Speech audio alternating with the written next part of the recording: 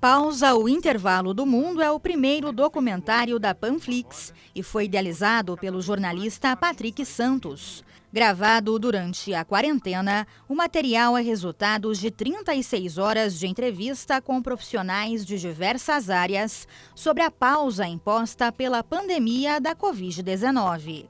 Os depoimentos sobre os aprendizados da pandemia foram extraídos das entrevistas que Patrick comandou para o podcast 45 do Primeiro Tempo, também o nome do seu livro lançado em 2019. Eu comecei a ouvir muitas pessoas de diversas áreas do conhecimento e me ocorreu, eu falei, poxa, acho que dá para fazer um pouco a minha parada, fazer um link da minha parada, porque eu desacelerei um pouco a minha vida ali em 2018, fui um executivo de comunicação durante um bom tempo, e ali eu resolvi dar uma parada, escrevi um livro, refazer alguns caminhos da minha trajetória profissional, e aí me ocorreu de fazer um pouco esse link dessa minha parada com esse, digamos assim, intervalo do mundo, né? Dessa pausa que o mundo foi obrigado a fazer em função da pandemia. Patrick traçou um paralelo entre a pausa forçada pelo vírus e um período sabático vivido por ele em 2018, quando decidiu abrir mão de uma posição de sucesso na carreira.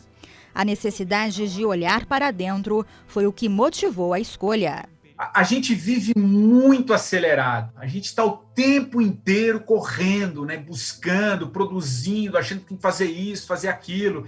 E eu chamo a atenção que a pausa, não no sentido de pausa de uma coisa que você vai ficar meditando na Índia, no Tibete, que você vai precisar virar um ermitão. Não, não é isso. Muito pelo contrário.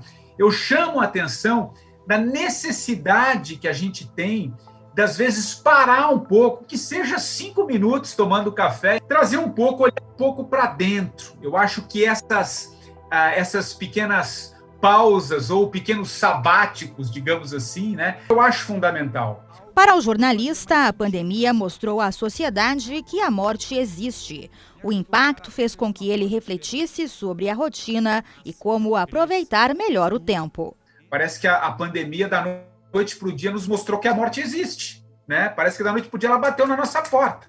Mas a morte sempre existiu, a gente nunca reflete sobre isso.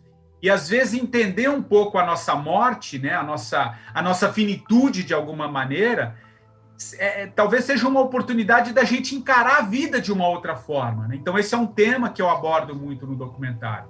Uma outra questão é o tempo, né? O que a gente está fazendo com o nosso tempo, né? Por que a gente não pode usar o tempo também um pouco a nosso favor?